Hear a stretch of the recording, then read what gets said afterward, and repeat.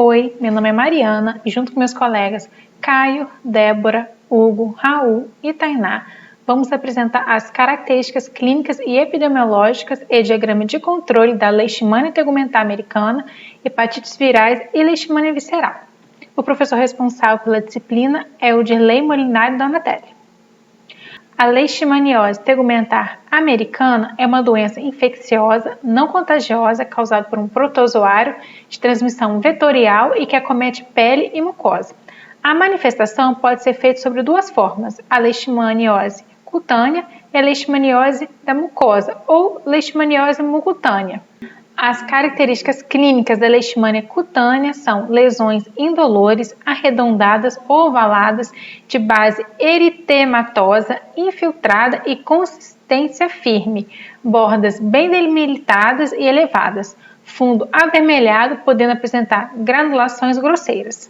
E da leishmania mucutânea são lesões destrutivas na mucosa, em geral das vias aéreas superiores. As características epidemiológicas é uma doença causada por um protozoário do gênero Leishmania. No Brasil, existem 6 espécies do subgênero Viana e um do subgênero Leishmania, sendo as 3 principais a Leishmania amazonensis, a Leishmania guianense e a Leishmania brasiliensis. A leishmaniose tegumentar americana foi descrita em animais silvestres como roedores, marsupiais, edentatos e canídeos silvestres, em sinatrópicos e nos animais domésticos em canídeos, felídeos e equídeos. Os vetores são insetos denominados flebotomíneos, da família Psychodidae, gênero Lutsomia, popularmente conhecido como mosquito palha. A transmissão é feita pela picada da fêmea desses flebotomíneos que estão infectadas e não há transmissão de pessoa por pessoa. A doença apresenta-se em fase de expansão geográfica. Estudos epidemiológicos demonstram mudança no comportamento epidemiológico da doença. Inicialmente, é uma zoonose de animais silvestres que acometia ocasionalmente pessoas que tiveram contato em florestas. Agora, a doença começa a ocorrer em zonas rurais, já praticamente desmatadas, e em regiões periurbanas. E essa doença tem um duplo perfil epidemiológico, pois a manutenção de casos oriundos de focos antigos e agora também temos o aparecimento de surtos epidemiológicos novos, decorrente do surgimento de atividades econômicas como garimpos, expansão de fronteiras agrícolas e extrativismo, em condições ambientais altamente favoráveis à transmissão da doença. E como que nós vamos definir os casos? O suspeito, a leishmaniose cutânea, o indivíduo com presença de úlcera cutânea, com fundo granuloso e bordas infiltradas em moldura. E a leishmaniose mucosa, o indivíduo com presença de úlcera mucosa nasal, com ou sem perfuração ou borda de septo nasal, podendo atingir lábios, palato e nasofaringe. Para confirmar os casos, deve-se preencher no mínimo um dos seguintes critérios. O primeiro, residência, procedência ou deslocamento para a área com confirmação de transmissão e encontro do parasita nos exames parasitológicos direto ou indireto. Segundo, residência, procedência ou deslocamento para áreas com confirmação de transmissão e reação intradérmica do Montenegro. Terceiro, residência, procedência ou deslocamento para área com confirmação de transmissão por outros métodos de diagnóstico positivo. Para confirmar em caso de não acesso a método de diagnóstico. Critério clínico-epidemiológico, leishmaniose cutânea ou a mucosa. Considerado todo o caso com suspeita clínica, ou seja, presença de cicatrizes cutâneas, que no caso seria um critério complementar, e com residência, procedência ou deslocamento para área com confirmação de transmissão. E para descartar, caso suspeito com diagnóstico laboratorial negativo ou caso suspeito com diagnóstico confirmado para outra doença. Aqui nós temos o diagrama de controle do ano de 2019 da leishmaniose tegumentar americana no estado de Minas Gerais, na série histórica de 2009 a 2018. Na linha azul, nós temos o limite inferior. Na linha vermelha, nós temos o limite superior. Na linha cinza, nós temos a nossa mediana. E na nossa linha amarela, nós temos os casos de 2019. Podemos observar que em todos os locais que a linha amarela ficou acima Da linha vermelha, nós tivemos casos de epidemia da doença em Minas Gerais. Dando sequência à nossa apresentação, eu vou estar falando agora sobre a leishmaniose visceral, que também é causada por um protozoário do gênero Leishmania, só que de diferentes espécies. É a doença crônica, sistêmica, e esse protozoário se encontra em grande expansão geográfica. As características clínicas são a febre de longa duração, perda de peso, astenia, que é a diminuição da força física, a dinamia, que é a diminuição da força muscular, hepatosplenomegalia e anemia, dentre outras menos importantes. A manifestação clínica pode ser discreta, moderada e até grave. São os 3 tipos de apresentação da doença. E se não tratada em 90% dos casos, o paciente pode vir a óbito por causa de sua gravidade. Como eu já disse, causado pelo gênero Leishmania, um tripanossomídeo, e a espécie é Leishmania chagassi. Na área urbana temos o cão como principal fonte de infecção, e na zona silvestre são raposas e os marsupiais, que são os nossos reservatórios.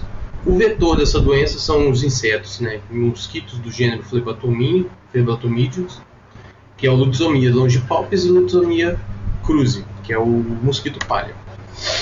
A transmissão disso, o vetor contaminado, infectado, tem que picar o hospedeiro, sendo na pele ou até mesmo no sangue periférico desse hospedeiro. No Brasil já é uma doença endêmica, mas ainda temos alguns surtos dela no país. E hoje também está em grande expansão nos centros urbanos.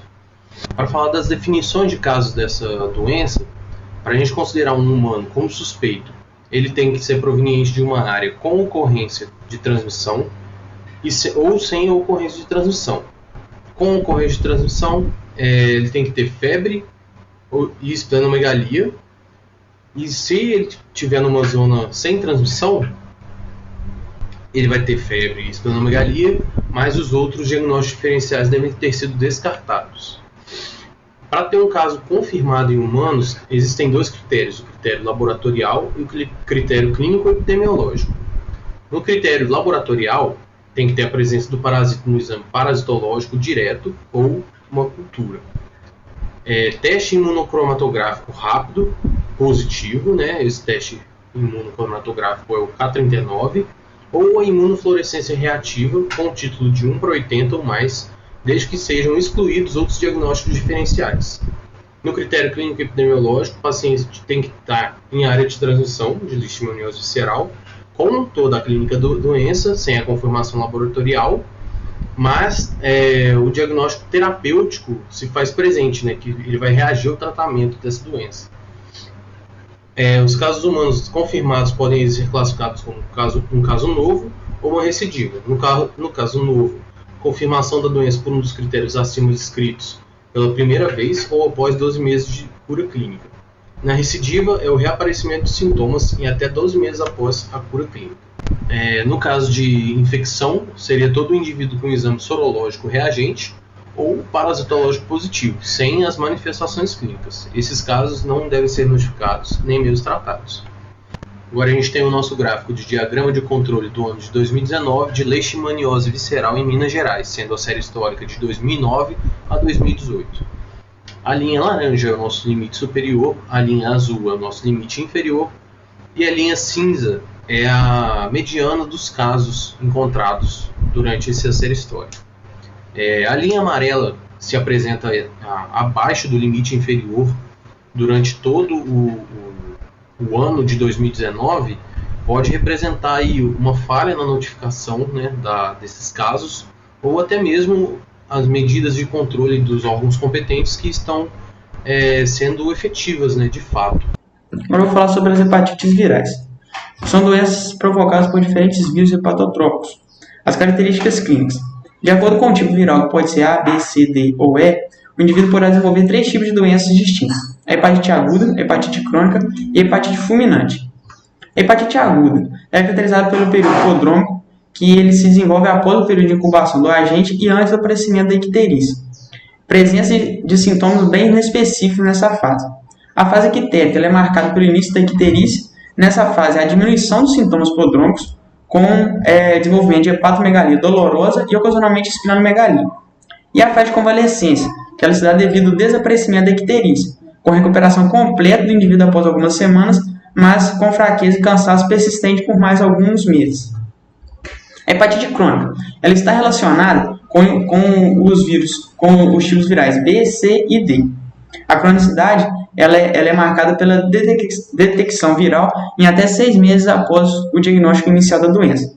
O indivíduo pode cursar com a forma sintomática ou sintomática, normalmente com agravamento da doença hepática, e nesses casos você tem um maior risco para o desenvolvimento de carcinoma hepatocelular pelo indivíduo.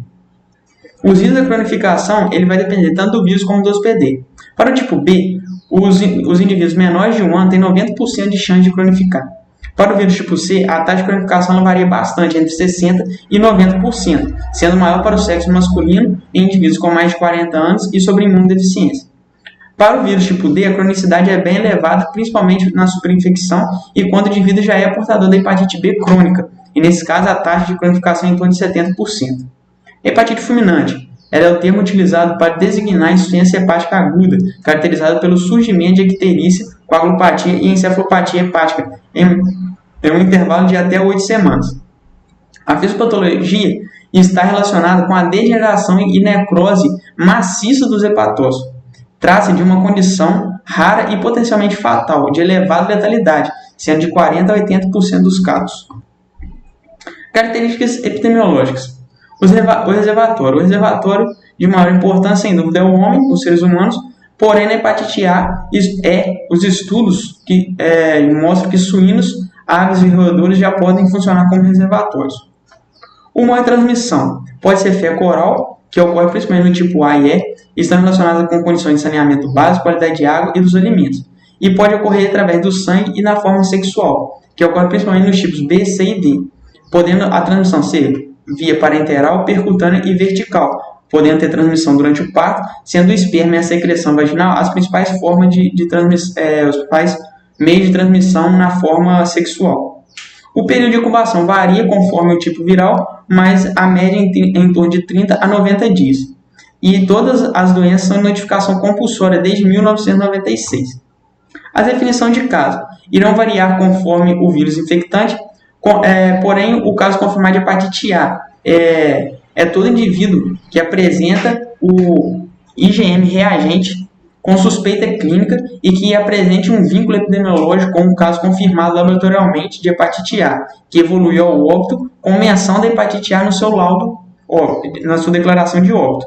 Já o caso confirmado de hepatite B, C, D e E são todos indivíduos que apresentem um ou mais dos marcadores reagentes ou o exame de biologia molecular positivo para tais hepatites, conforme a legislação vigente.